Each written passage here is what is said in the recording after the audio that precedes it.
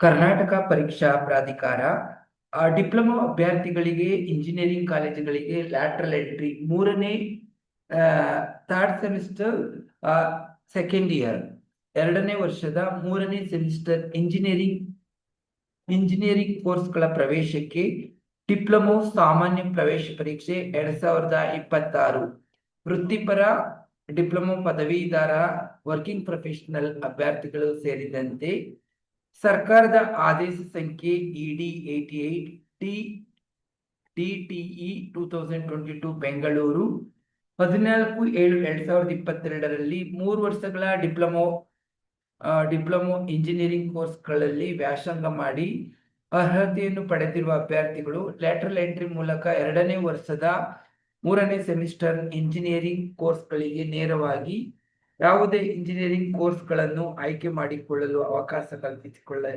ಕಲ್ಪಿಸಲಾಗಿದೆ.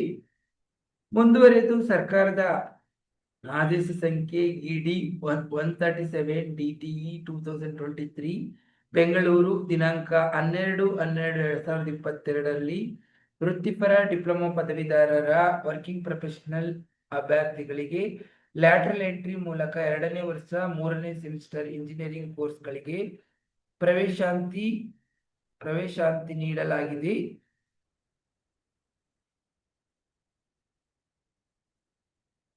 ನೀಡಲಾದ seat matrix ನೀಡಿಕೆಗೆ ಒಳಪಟ್ಟು. What is meaning by matrix? Matrix by means distribution of the seats in different engineering colleges. Okay, ಅದು matrix ನ ಒಂದು ಫಾರ್ಮೆಟ್ ನಲ್ಲಿ you have in a categorise in SC ST category 1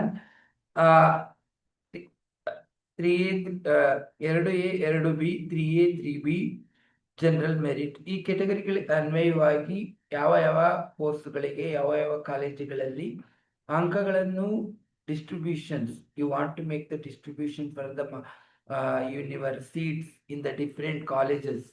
Okay, that one mention here. ಅದೇನ್ ಮಾಡಿರ್ತೀವಿ ಅಲ್ಲಿ you have mention here. Okay, ಸಿ ಸರ್ಕಾರದ ಆದೇಶದ ಅನ್ವಯ 2026 ಮತ್ತು 27ನೇ ಸಾಲಿಗೆ ಪ್ರಾಧಿಕಾರವು ಲ್ಯಾಟರಲ್ ಎಂಟ್ರಿ ಮೂಲಕ ಎರಡನೇ ವರ್ಷದ ಅಥವಾ ಮೂರನೇ ಸೆಮಿಸ್ಟರ್ ಇಂಜಿನಿಯರಿಂಗ್ ಕಾಲೇಜುಗಳ ಪ್ರವೇಶಾಂತಿಗೆ ಅರ್ಹ ಡಿಪ್ಲೊಮಾ ಅಭ್ಯರ್ಥಿಗಳಿಂದ ಹಾಗೂ ಆಸಕ್ತಿಯುಳ್ಳ ಅರ್ಹ ಅಭ್ಯರ್ಥಿಗಳಿಗೆ ಮತ್ತು ಆಸಕ್ತಿಯುಳ್ಳ ವೃತ್ತಿಪರ ಡಿಪ್ಲೊಮಾದಾರ ಪದವೀಧರರ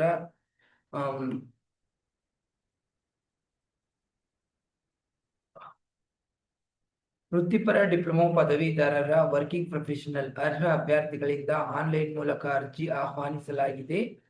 ಅಭ್ಯರ್ಥಿಗಳು ಲ್ಯಾಟರಲ್ ಎಂಟ್ರಿ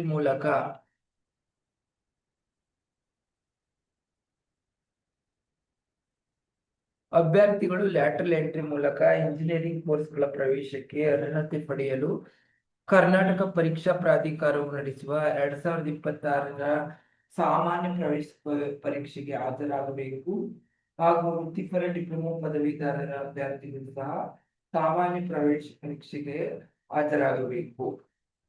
ಆರ್ಕಿಟೆಕ್ಚರ್ ಪ್ರವೇಶಕ್ಕೆ ಕೌನ್ಸಿಲ್ ಆಫ್ ಆರ್ಕಿಟೆಕ್ಟ್ ಅವರು ನಡೆಸಿದ ನಾಟಾ 2026 ಪರೀಕ್ಷೆಗೆ ಹಾಜರಾಗಿ ಮಾನ್ಯವಾದ ನಾಟಾ ಅಂಕಗಳನ್ನು ಹೊಂದಿರಬೇಕು.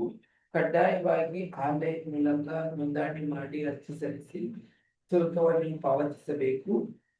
ವೃತ್ತಿಪರ ಡಿಪ್ಲೊಮಾ ಪದವೀಧರರ ವರ್ಕಿಂಗ್ ಪ್ರೊಫೆಷನಲ್ ಅಭ್ಯರ್ಥಿಗಳಿಗೆ ಇಂಜಿನಿಯರಿಂಗ್ ಕಾಲೇಜುಗಳ ಪ್ರವೇಶವು ಸರ್ಕಾರವು ನೀಡುವ ಸೀಟ್ ಮ್ಯಾಟ್ರಿಕ್ಸ್ ಅನ್ನು ಆಧರಿಸಿರುತ್ತದೆ.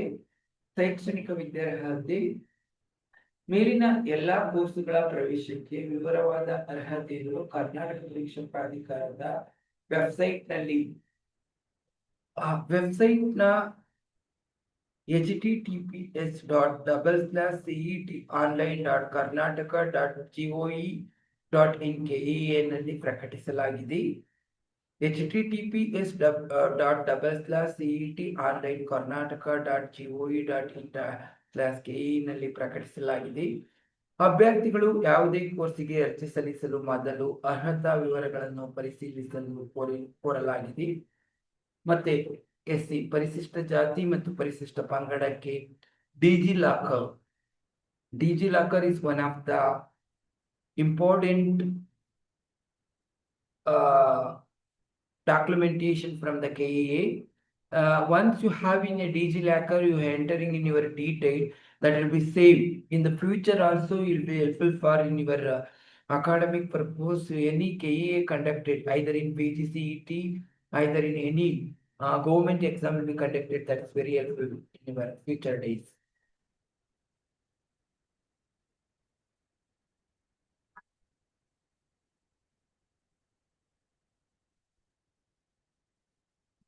ಪಾಠ್ಯಕ್ರಮ ಸಿಲೆಬಸ್ ಕಾಲೇಜು ತಾಂತ್ರಿಕ ಶಿಕ್ಷಣ ಇಲಾಖೆಯಿಂದ ನೀಡಿರುವ DCET 2026 ಪರೀಕ್ಷೆಯ ಪಾಠ್ಯಕ್ರಮಗಳನ್ನು DTE 39 CTC 1 2024 28/1/26 ಪ್ರಾಧಿಕಾರದ ವೆಬ್ಸೈಟ್ನಲ್ಲಿ ಅಭ್ಯರ್ಥಿಗಳ ಮಾಹಿತಿಗಾಗಿ ಪ್ರಕಟಿಸಲಾಗಿದೆ.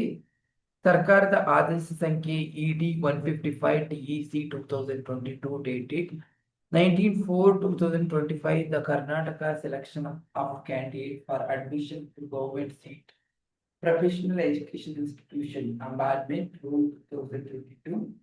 ಅನ್ವಯ ಶೆಡ್ಯೂಲ್ ನಲ್ಲಿ diploma NTTF tool and time making and diploma NTTF electronics ಅನ್ನು ತೆಗೆದುಹಾಕಲಾಗಿದೆ. ನೋಂದಣಿ ಆನ್ಲೈನ್ ಮೂಲಕ ಅರ್ಜಿ ಸಲ್ಲಿಸಲು ಪ್ರಾರಂಭಿಕ ದಿನಾಂಕ 17/3/2026 ಮಧ್ಯಾಹ್ನ 12:12ರಿಂದ ಆನ್ಲೈನ್ ನಲ್ಲಿ ಅಪ್ಲಿಕೇಶನ್ ಅನ್ನು ಸಲ್ಲಿಸಲು ದಿನಾಂಕವನ್ನು ನಿಗದಿಪಡಿಸಲಾಗಿದ್ದು, ನೋಂದಣಿಯ ದಿನಾಂಕ 17/3/2026 ಮಧ್ಯಾಹ್ನ 12 ಗಂಟೆಯಿಂದ ಆನ್ಲೈನ್ ಮೂಲಕ ಅರ್ಜಿ ಸಲ್ಲಿಸಲು ಕೊನೆಯ ದಿನಾಂಕ 3/4/2026 ರಾತ್ರಿ 12 ಗಂಟೆಯ ತನಕ 3/4 ಅಂದರೆ ಸುಮಾರು 15 ದಿವಸಗಳ ಕಾಲ ತಮಗೆ ಅವಕಾಶವನ್ನು ಕಲ್ಪಿಸಿದ್ದು, ಈ 15 ದಿನಗಳ ಕಾಲದಲ್ಲಿ ತಮ್ಮ ಅಪ್ಲಿಕೇಶನ್ ಅಂದ್ರೆ you have to fill the application from the online, then will be very helpful.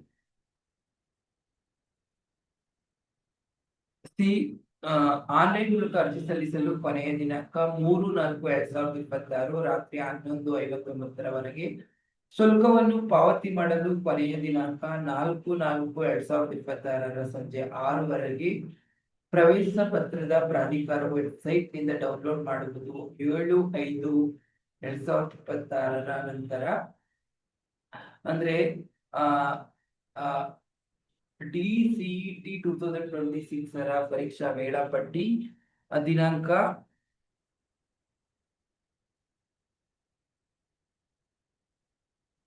23/5/2026 ಶನಿವಾರ.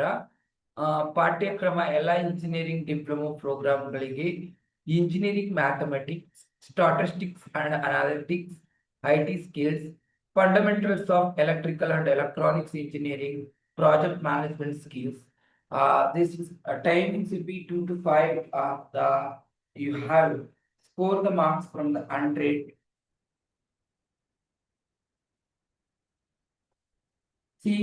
ಆನ್ಲೈನ್ ನಲ್ಲಿ ಅರ್ಜಿ ಸಲ್ಲಿಸುವಿಕೆಯನ್ನು application.com ವೆರಿಫಿಕೇಶನ್ ಮೋಡ್ ಮಾಡಲಾಗಿ ಸಿದ್ಧಪಡಿಸಲಾಗಿದೆ. ಅಭ್ಯರ್ಥಿಗಳು ದಾಖಲಿಸಿರುವ ವಿವರಗಳು ಅಂದರೆ ಶಾಲೆಯಲ್ಲಿ ವ್ಯಾಸಂಗ ಮಾಡಿದ ಕನ್ನಡ ಮಾಧ್ಯಮ ಪ್ರಮಾಣ ಪತ್ರ, ಜಾತಿ ಆದಾಯ ಪ್ರಮಾಣ ಪತ್ರ, ವಾರ್ಷಿಕ ಆದಾಯ ಪ್ರಮಾಣ ಪತ್ರಗಳ ಮೂಲಕ SATS ಹಾಗೂ ಕಂದಾಯ ಇಲಾಖೆ ವೆಬ್ ಸರ್ವಿಸ್ ಮುಖಾಂತರ ಆನ್ಲೈನ್ ಮೂಲಕವೇ ಪರಿಶೀಲಿಸಲಾಗುವುದು. ವಿಶೇಷ ಸೂಚನೆ: ಹೆಚ್ಚಿನ ಮಾಹಿತಿಗಾಗಿ ಪ್ರಾಧಿಕಾರದ ವೆಬ್ಸೈಟ್ https://cetonline.karnataka.gov.in ಗೆ ಭೇಟಿ ನೀಡಲು ಸೂಚಿಸಲಾಗಿದೆ.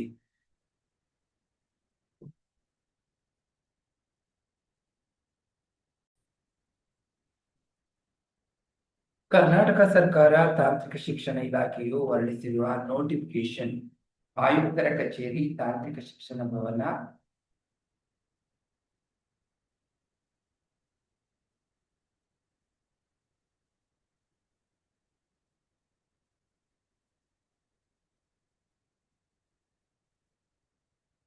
ಆಯುಕ್ತರ ಕಚೇರಿ ತಾಂತ್ರಿಕ ಶಿಕ್ಷಣ ಭವನ ಅರಮನೆ ರಸ್ತೆ, ಬೆಂಗಳೂರು 56001 ದಿನಾಂಕ 28/1/2026. ಕಾರ್ಯನಿರ್ವಾಹಕ ನಿರ್ದೇಶಕರು ಕರ್ನಾಟಕ ಪರೀಕ್ಷಾ ಪ್ರಾಧಿಕಾರ 18ನೇ ಮುಖ್ಯ ರಸ್ತೆ, ಮಲ್ಲೇಶ್ವರ, ಬೆಂಗಳೂರು 56002. ಕರ್ನಾಟಕ ಪರೀಕ್ಷಾ ಪ್ರಾಧಿಕಾರವು ನಡೆಸುವ ಡಿಪ್ಲೊಮೊ ಲ್ಯಾಟರಲ್ ಎಂಟ್ರಿ ಸಾಮಾನ್ಯ ಪ್ರವೇಶ ಪರೀಕ್ಷೆಗೆ ಪಾಠ್ಯಕ್ರಮಗಳನ್ನು ಸಲ್ಲಿಸುವ ಬಗ್ಗೆ ಕಾರ್ಯನಿರ್ವಾಹಕ ನಿರ್ದೇಶಕ ಅಂದ್ರೆ ಡಿಪ್ಲೊಮೊದಲ್ಲಿ ಏನು ಸಿಲೆಬಸ್ ಇರ್ತಾ ಇತ್ತು ಅದನ್ನ ಕೆಇಎವರಿಗೆ ನೀಡಕ್ಕೆ ಕಾರ್ಯನಿರ್ವಾಹಕ ನಿರ್ದೇಶಕರು ಕರ್ನಾಟಕ ಪರೀಕ್ಷಾ ಪ್ರಾಧಿಕಾರ ಪತ್ರ ಸಂಖ್ಯೆ ಇಡಿಕೆಇಎ ಆಡಳಿತ CR1 2026 ದಿನಾಂಕ 12/1/2026. ಮೇಲ್ಕಂಡ ವಿಷಯಕ್ಕೆ ಸಂಬಂಧಿಸಿದಂತೆ ಡಿಪ್ಲೊಮೊ ಅಭ್ಯರ್ಥಿಗಳು ಡಿಪ್ಲೊಮೊ ಪದವೀಧರ ವರ್ಕಿಂಗ್ ಪ್ರೊಫೆಷನಲ್ ಅಭ್ಯರ್ಥಿಗಳು ಸೇರಿದಂತೆ ಇಂಜಿನಿಯರಿಂಗ್ ಕಾಲೇಜುಗಳಲ್ಲಿ ಲ್ಯಾಟರಲ್ ಎಂಟ್ರಿ ಮೂಲಕ 2ನೇ ವರ್ಷದ 3ನೇ ಸೆಮಿಸ್ಟರ್ ಇಂಜಿನಿಯರಿಂಗ್ ಕೋರ್ಸ್ಗಳಿಗೆ ಪ್ರವೇಶಕ್ಕೆ ಡಿಪ್ಲೊಮೊ ಸಾಮಾನ್ಯ ಪ್ರವೇಶ ಪರೀಕ್ಷೆ DCET 2026 ಕುರಿತಂತೆ DCET ಪರೀಕ್ಷೆಯ ಪಾಠ್ಯಕ್ರಮಗಳು, ಅಂಕಗಳು, ಪರೀಕ್ಷಾ ಅವಧಿಯ ಮಾಹಿತಿಗಳ ಪ್ರತಿ ಸಂಜೆ ಪಾಲಿಟೆಕ್ನಿಕ್ ಸಂಸ್ಥೆಗಳಲ್ಲಿ ವ್ಯಾಸ ನಡೆಸುವ ವಿದ್ಯಾರ್ಥಿಗಳಿಗೆ ಪರೀಕ್ಷೆಗೆ ಪರಿಗಣಿಸಲಾಗಲು AICT ಮಾರ್ಗಸೂಚಿ ಪರಿಷ್ಕೃತ ಮಾರ್ಗಸೂಚಿಯ ಪ್ರತಿಗಳನ್ನು ಈ ಪತ್ರದೊಂದಿಗೆ ಲಗತ್ತಿಸಿ ಸಲ್ಲಿಸಲಾಗಿದೆ. ಅಪಾರ ನಿರ್ದೇಶಕರು polytechnic.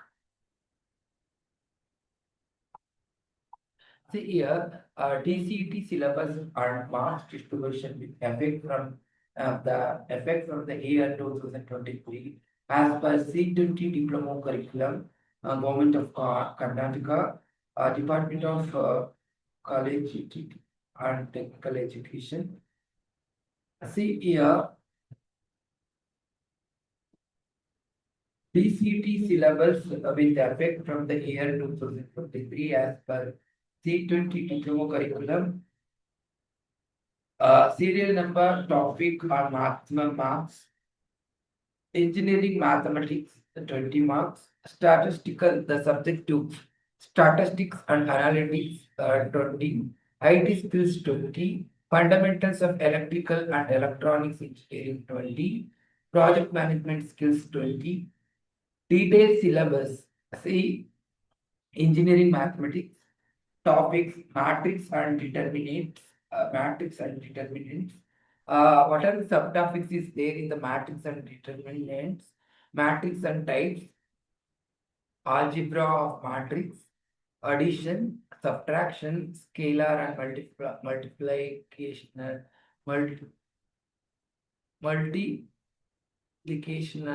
multiplication, evaluation of determinants of a square matrix of order 2 and 3, singular matrix, Kama's root for solving the system of linear equation involving second and third variables, adjoint and inverse of the non-singular matrix of order 2 and 3, characteristics equation and eigenvalues of a square matrix of order 2.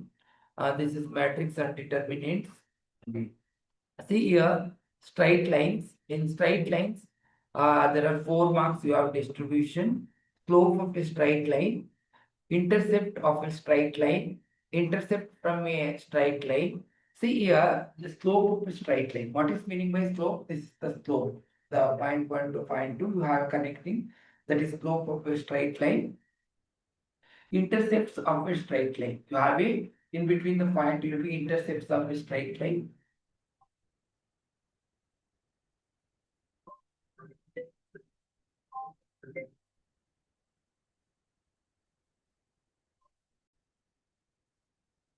See here in the straight line, the slope of a straight line, intercept of the straight line, intercept from a straight line, slope intercept of from a straight line, slope point from the straight line, 2 point from the straight line, general form of a straight line, angle between two lines and conditions for lines to be parallel and perpendicular, equation of a straight line parallel to the given line, equation of a straight line perpendicular to the given line. See, this is from 4 marks. See here, trigonometry. In trigonometry, that is very important in concept of angles, their measurement, radian measure, and related conversions. A sign of trigonometric ratios in different quadrant. Uh, Trigonometry ratio of allied angles and definition and the table of trigonometry ratio of standard allied angles. C 900 plus or minus theta, comma 1800 plus or minus theta, 2700 plus or minus theta, and 3600 plus or minus theta.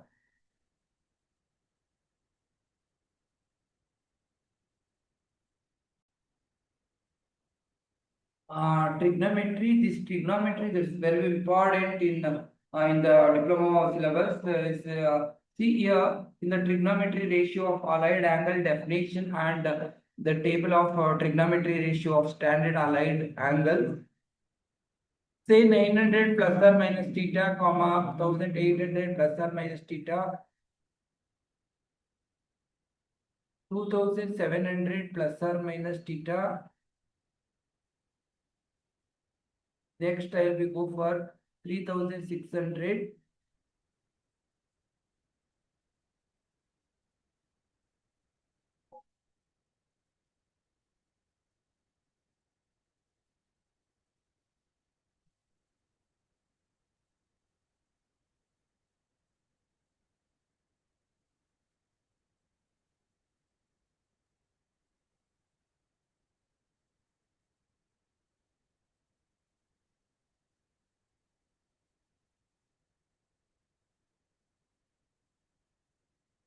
See here, trigonometric ratios of multiple angles, transformation formula. These are all trigonometry. Next, I will go for differential calculus and applications. Differential calculus and applications